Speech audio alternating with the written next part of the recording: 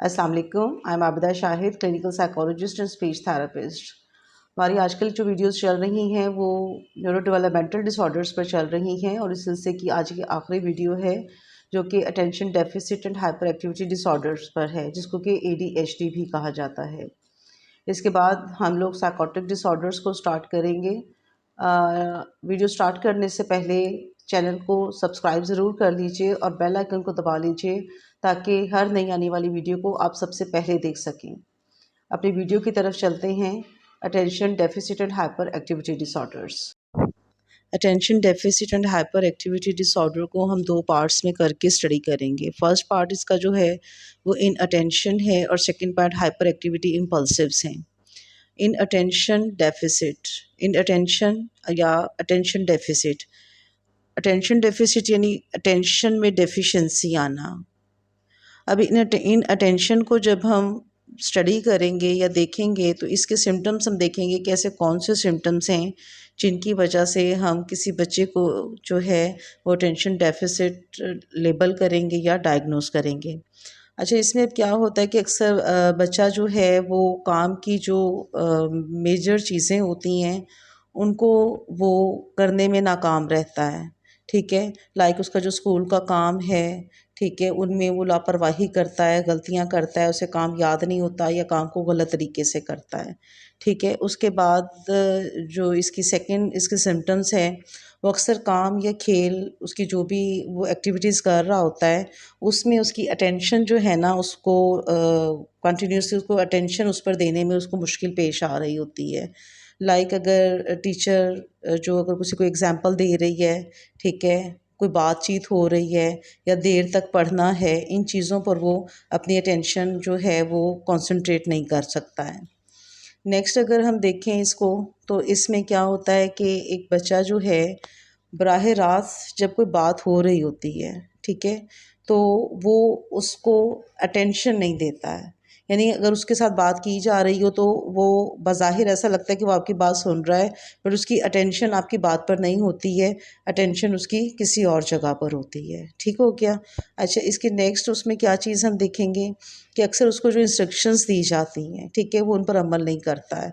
भले वो जहाँ वो स्कूल में है या घर में है, उसको जो काम कहा जाएगा या जो उसको कोई टास्क दिया जाएगा तो वो उसे पूरा नहीं करता है, उसकी अटेंशन उसमें नहीं होती है। ठीक है, नेक्स्ट इसकी अगर हम देखें इसकी जो सिम्पटम है उसमें उसको जो उसकी रोज़मर्रा के जो उसके काम होते हैं यानी रूटीन के उसके जो काम हैं उनको अरेंजमेंट में, उनको करने में, उनको परफॉर्म करने में उसको मुश्किल पेश आती है। ठीक है, अच्छा, इसके अलावा नेक्स्ट जो है वो ऐसे काम करने से अवॉइड करता है जो वो पसंद नहीं करता है। ठीक है, या ऐसे कामों से वो जिनमें वो अवॉइड करता है ऐसी चीज़ों को, वो ऐसे कामों को नहीं करना चाहता जिसमें उसका इंटरेस्ट ना हो और उस पर जो है वो अटेंशन कम देता है। ठीक है, ये तमाम चीज़ें हैं। इसके अलावा जो है मतलब गैर ज़रूरी चीज़ें जो हैं वो उनको इग्नोर करता है, उसकी ज़रूरत की जो चीज़ें हैं वो रख कर भूल जाता है। अच्छा, अब ये तमाम चीज़ें इनके पीछे जो चीज़ काम कर रही होती है उसकी इनअटेंशन होती है, यानी उसकी अटेंशन की डेफिशिएंसी होती है, वो अटेंशन नहीं दे रहा होता है चीज़ों को, जिस वजह से ये सारे मामलात होते हैं। इसका second part hyper activity impulsive disorder है। इसमें क्या होता है, इसके जो सिम्पटम्स हैं, इसमें जो बच्चा है या क्लाइंट है वो जहाँ बैठता है तो वो उसकी बॉडी जो है वो मुसलसल मूव करती रहती है। उसके हाथ पाँव जो हैं वो तो चीज़ों को छेड़ता रहेगा, इधर-उधर हाथ मारता रहेगा या उसके पाँव मुसलसल हिलते रहेंगे, यानी वो टिकता नहीं है एक जगह पर। जहाँ उसको बिठा दिया जाए वो ज़्यादा देर वहाँ बैठ नहीं सकता है। एकदम से अपनी नशिस्त को छोड़ देता है, अपनी सीट से उठ जाता है और चलता है तो ये आहिस्ता नहीं चलेगा, तेज़-तेज़ ये दौड़ता है और दौड़कर कभी एक जगह से दूसरी जगह से फिर तीसरी जगह और जो ऊँची जगहों पर चढ़ जाएगा और उसे ये खौफ़ नहीं होता है कि इसको चोट लग जाएगी या इस तरह की कोई चीज़ है। फिर कोई एक्टिविटी कर रहा है, कोई खेल रहा है तो ये खामोशी से नहीं खेलते हैं, खामोशी से काम नहीं करते हैं।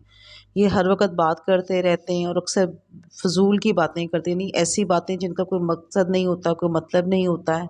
ठीक है।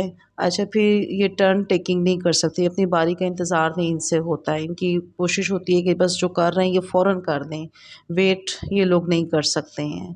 ठीक है, ये वो तमाम सिम्पटम्स हैं जो हम देख सकते हैं अगर एक बच्चा जो है, एक पर्सन जो है वो hyper activity and impulsive disorder के साथ हो। जी, जो सिम्पटम्स हैं इनमें ज़्यादातर 12 साल की एज से पहले शो होते हैं और कम से कम जो है ये 6 मंथ तक जो कंटिन्यूअसली ये सिम्पटम्स मौजूद रहें, उसके बाद ही हम जो है वो उसको डायग्नोज़ करते हैं हाइपर एक्टिविटी या इनअटेंशन डिसऑर्डर जो है। इसकी 3 टाइप्स हैं। अगर हम इसके टाइप्स के हवाले से इसको स्पेसिफ़ाई करें तो कंबाइंड प्रेज़ेंटेशन है, इनअटेंटिव प्रेज़ेंटेशन है और हाइपर एक्टिविटी इम्पल्सिव प्रेज़ेंटेशन है। कंबाइंड प्रेज़ेंटेशन जो है, अगर बोथ क्राइटेरिया 1 इनअटेंशन और criteria B hyper activity impulsive अगर 6 मंथ तक पास्ट 6 मंथ से अगर इन दोनों के सिम्पटम्स मौजूद हैं बच्चे में, तो हम उसको कंबाइंड प्रेज़ेंटेशन डायग्नोज़ करेंगे। ठीक है? उसके बाद जो है इनअटेंशन जो इसकी प्रेजेंटेशन है, अगर क्राइटेरिया 1 जो है वो मीट कर रहा है बट क्राइटेरिया बी जो है हाइपर एक्टिविटी इम्पल्सिव वो मीट नहीं कर रहा, तो हम इसको इनअटेंटिव प्रेजेंटेशन डायग्नोज करेंगे। और ये क्राइटेरिया मीट ना कर रहा हो या कर रहा हो फ्रॉम लास्ट 6 मंथ। ठीक है?